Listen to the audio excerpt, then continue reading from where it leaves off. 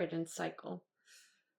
Read it a long time ago, but I remember when I did read it, it created a big impact in my reading choices. Also, the further along I started to discover my journey as a reader. But this is an epic fantasy, brilliantly written. And it all started with an egg. The thing is, though, Eragon thought that it was a rock. And I thought, what a clever idea would be to try to create a blue sort of um, this dragon egg that resembled a rock. Now, again, never did I claim that I was a baker, that I could bring to life all of the things that I imagined, but I tried, and therefore I did make a blue rock, but it didn't exactly look like an egg, which is fine, because it's taste what matters. But because this is how the whole series started, and it was a very difficult thing to squeeze the taste into one dessert, because it is about becoming and transformation, and Eragon literally becomes something else, a hybrid even, sort of, when he's gallantly going against the great evil Galbatorix and tries to, well, bring justice to the whole realm that they're in. But I thought that a good drink to this would be actually spiced apple juice. For some, maybe cider would be a better choice, but for me, I thought spiced apple juice could, because it does have this earthy feeling. And then I did make an egg rock thingy, and I made 4 layers inside. And there is blood orange layer, there is white chocolate mousse, there is caramel, and there is lemon, this sort of sorbet. The thing is, though, that it's with cookie crumble because it's supposed to represent earth, but it needed to be this crunchy texture, I think. The thing is, though, I know that they're very clashing elements, but so are the 4 books. Although everything together is a big culmination and an ending to a fantastic series. But I think that this taste also can be very fantastic.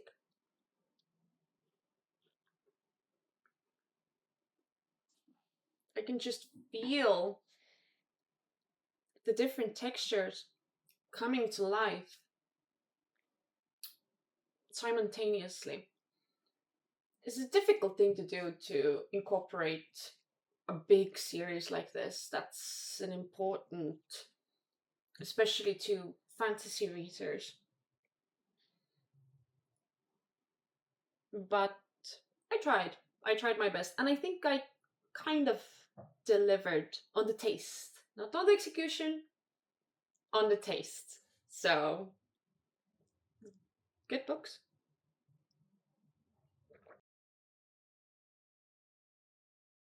Next one.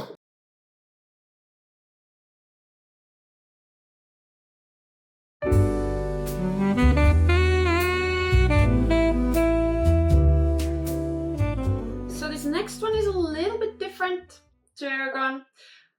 Now, disclaimer, I have to say, when I chose this book to read, I hadn't heard anything, but I thought it was a standalone. Once I finished, I realized it was a duology. But I know that this year is coming out the second one, so I can't wait. Quite like the book. But The Weaver Bride by Lydia Gregovic. So this was a different kind of a magical system. So there are these silk witches who are rare already, and they have these small gifts, abilities, so to say. But that magic only can be harnessed through weavers. And weavers are men, and they are even more rare of a find. So if you want your magic to be harvested, to be used, to use, you must marry a weaver. So the way that their magic is also harnessed is through their hair. So they must protect their hair at all costs. So the way they put them up and the way they wear them, it's quite valuable. They even collect these strands one by one so that they then later on, when they brush their hair, when they lose a strand, they will collect them and then later on give it to their future husbands if they will get one. If by the 21st birthday they do not, they are sent to the cloisters where they have to weave their, I think, not that they have to weave their own hair, but basically you will be used there until your magic kind of dissipates. So the fight to find a husband, or the need to find a husband for these silk witches, is quite important. They also come to their magic or to their ability, or that they know if they're silk witches or not by teenage years. And then they're protected at all costs.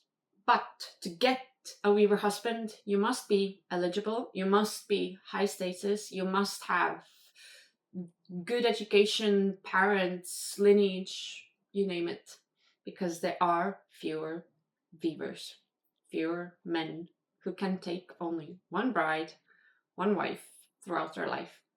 So the choice, it's very selected, sort of say. But it's about a girl, a silk witch called Lovette. Lovette? Now I'm going to butcher the name. And she doesn't come from a rich family or a prestige lineage. And she has turned to stealing, and because her ability is unlocking doors or opening doors, actually would be more accurate. There is not a door that she cannot open, locked or not, bolted or not. She can always open a door. Until in the city where she is residing comes a boy called Elliot, but he is actually an heir to a high status weaver. But he has a motive, and there is this big competition. What was it called? Vainglory, where 10 silk witches can participate or compete for the hand of marriage to the King Weaver's heir. And the winner, well, gets a husband and the ultimate prize. But you can only participate there if you've been, well, chosen or nominated. And a year ago, when the competition was taking place for the first time for the hand of marriage of that said boy, that heir, she wasn't chosen. But a year later, there happened a tragedy, and Elliot's sister died in a competition, and Elliot offers for Lovett to a deal that she must uncover what exactly happened to his sister so that she can then participate also in that said competition that she actually wants, because, well, she's 18 and in 3 years' time, if she doesn't find a husband, she needs to go to the cloisters, and that she doesn't want either. So off she goes It's an interesting world. They are all locked up in this big state castle that she cannot leave. But the way that the story unfolded uh, was everything was connected. So I also thought of the dessert or the food or the taste, what it would feel like. And instantly to my mind came a Napoleon cake. Why? Because it has this crunch, it has this cream, but when you dig into it, it's messy and everything starts to fall apart, but it's all connected. So if you dig in one place, then everything else starts to unfold, to unravel, maybe perhaps is a better way. And so I thought that this would be, metaphorically and taste wise, the best description for how this book felt to read. I might change my mind once I've read the second book and I know what happens in the end. But at this very moment, just if we take this as a standalone or just this book, I think this is what it tastes like.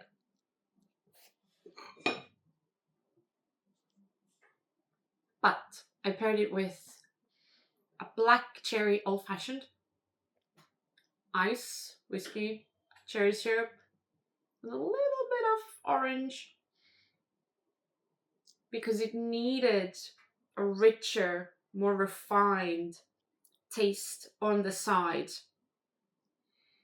as everything unravels, as everything that she discovers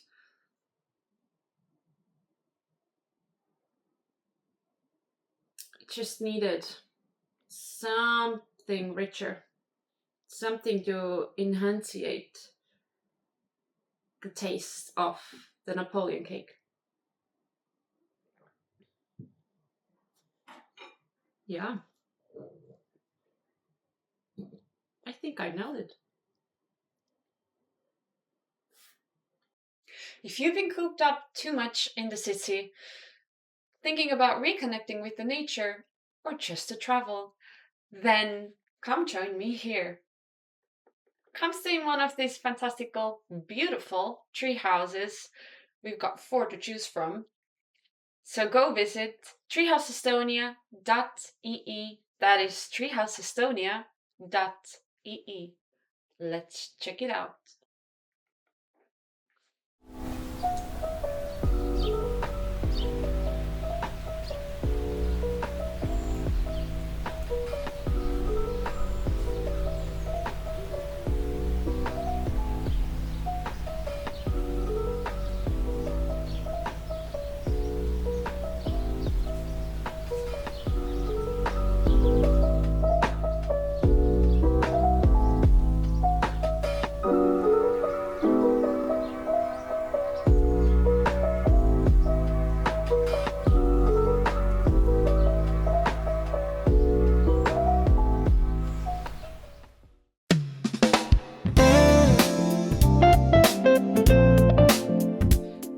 Next series I chose for this week was Nisa Chaituli, Artifacts of Uranus series, Trial of the Sun Queen. Well, the first book, and then the rest of the three, altogether 4. It was a fun read. It was, especially the first one, it was a little bit a deadly competition where Lore, she's been held captive, not captive necessarily, but she's been jailed for 12 years under the Aurora King's rule since she was a child with her brother and sister. So 12 years she's been there until she's been freed, suddenly. But she's thrust into the trials of the Sun Queen, and thus she needs to compete for the hand of the Sun King then. It's a deadly competition against 9 other girls, 9 other young women, and it is action packed, it's fast, it's interesting, and it was different. The thing is, though, that again, 4 different books, the story actually evolves into something much bigger than she thought she ever would be part of, without saying too much or giving away the ending. But I love the series. It was a good read, good for books, and I thought about the taste. It was rich. There was a lot going on. Court systems, politics, interesting world. Also, fated mates, slow burn, love, you name it, family, war, essentially, in some cases, some ways. And I thought what to pair it with. And so I did a honey cinnamon double espresso latte, because it needed this little punch. It needed this, especially with the white double espresso, is because it just keeps on going and evolving. And as a reader, I was hooked. I know that there's some mixed thoughts, especially after the first book, but I did enjoy it. It was a good read. But the cake, it needed to be rich, moist. It needed this deeper taste with it, because it was complicated also. And so I thought, okay, first look, we have a chocolate cake, but it's dark chocolate orange cake. And in the middle, there is blood orange layer with dark chocolate ganache on top. It was fun to make it. I've never made a blood orange filling. And some cakes I'm getting good at. The execution actually on this one was, in my opinion, very well done. With the rock situation before, I tried, but this overall, I'm very happy. It has this layer, this aftertaste that it stays, and I especially like the orangey flavor while you drink the cinnamon latte. It's just, it melts together really nicely. Yeah, I'm happy with this combination. I am happy. Happy with the books too. Let's go. Next book.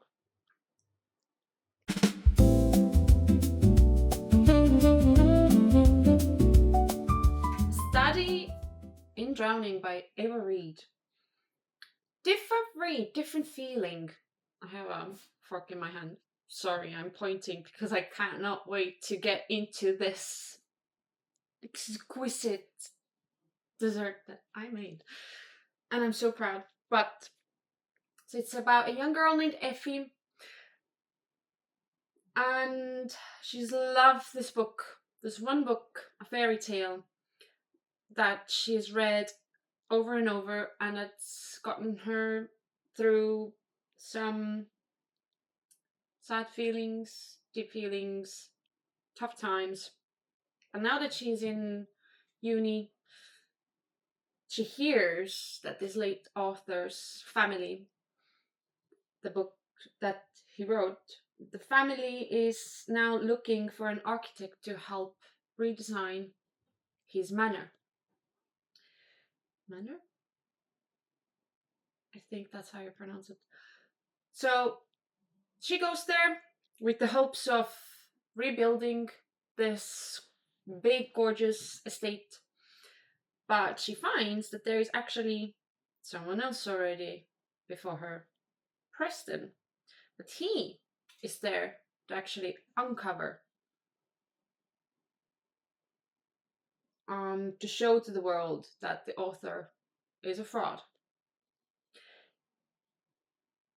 The whole time I was reading it, I felt wet. I'm not, and I don't mean wet like that. I mean as if it was murky, and you know the feeling after rain when it's late evening and it's grey and you just feel the moisture up in the air,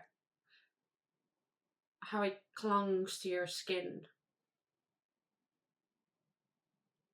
And instead of putting on rubber boots, you put on sneakers that are now drenched with the rain before, because you walk through the grass as one should after rain with sneakers. But I just felt this deep, I don't know if morbid is right, but I just felt the whole time like I was drenched. I was wet the whole time. And I should have taken my raincoat, but I didn't. So I don't know if it wasn't a depressive book in any way. It was interesting. I really liked how it was written. But it was also interesting how to pair it with the right taste that I came up with. Earl Grey tea, gone cold, because I often forget my teas anyway, but it needs to be cold. It cannot be warm. It cannot be this kind of like a hug that envelopes you inside. It needs to be cold. And then, because the clash between hope and then, well, who is there to actually tear everything down? One tries to uplift, the other one tries to drag down, right? It needed to be also incorporated in a dessert. So I made, it's gonna be a good crunch. Yeah. So I made a blueberry and lemon tart. Never made a tart before. I actually needed to ask my mum how to make the crust. But there's this beautiful blueberry and then this yellow hope. So Preston is blueberry, by the way, just in case I'm telling you. The lemon curd is, well, Effie, because she is the one who tries to,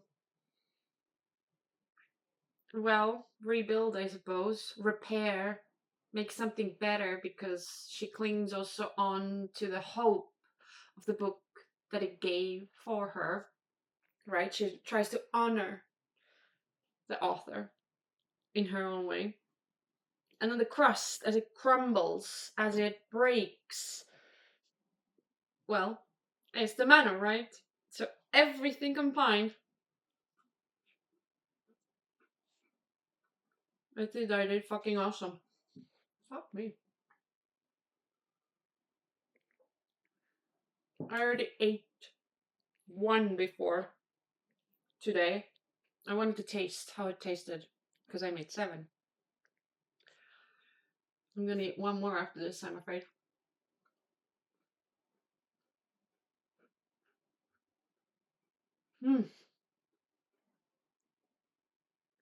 Read it.